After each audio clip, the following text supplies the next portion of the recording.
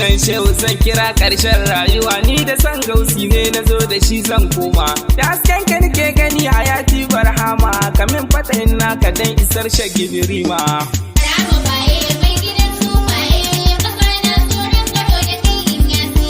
Na kare na mace a san gausin zamani, magoyar bayi muradu goya ni ka je da ni. Nurul ainaini shehu na zo kai lamuni, in dinga yabo kun kai san ka ne ya suturta ni.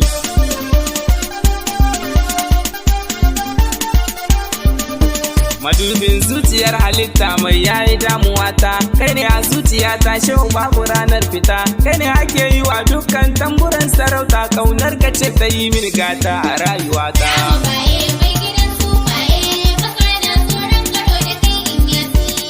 Ya shehu barhama ba zan daina kaunar ka ba, ni kai kadai nake so barhama baya gumba. In yasi kai na kama yau ban san wani ka ba, warisin manzan Allah Shamsul Huda in yasi.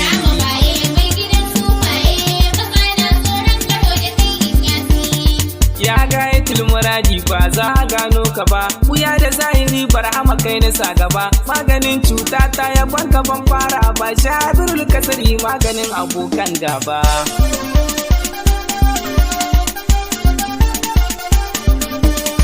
Ka mamaye kasan katin ya samaniya, shehu kai ne rigakafin cutar duniya. Daga barhama duk mukamomi sun tsaya, mun ya hado da sanka ya fitilar duniya.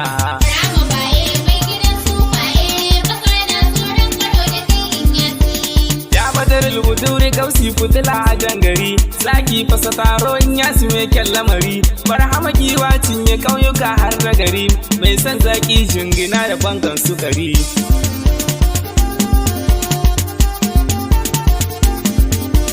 Ya atamul wilayati ya sirri hakikati ya abdulilahi, ya gatan auliya likitan gyaran jiki da kalbi. Ruhul wajudi babul kairati gumba ya ainul muradi.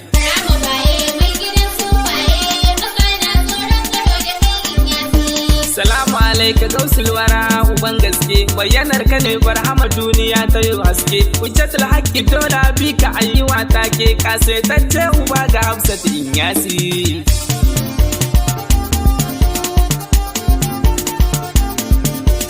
Gausu san ka ya zam cuta a zuciyana, koduwa tuna kai ne mai biyan bukatuna. Kai nake so gausul azali cikin kirjina, kai nake kauna zuciya kan katakuna.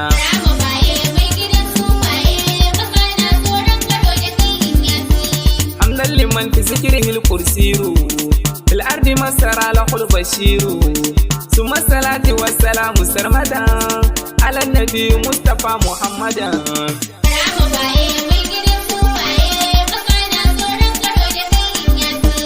Barhama baye mai gidan sufaye, maza na tsoron karo da kai in yasi. Haka kadar hiwa midar al-azim, saurari da sida daga bakin dan uwanku Zakirun Nura mai salati fi hadratin Maulana Shehu Muhammad Qura Ashar radiyallahu ta'ala anhu, a karkashin jagorancin Maulana Shehi na Murabbina Imam Salisu.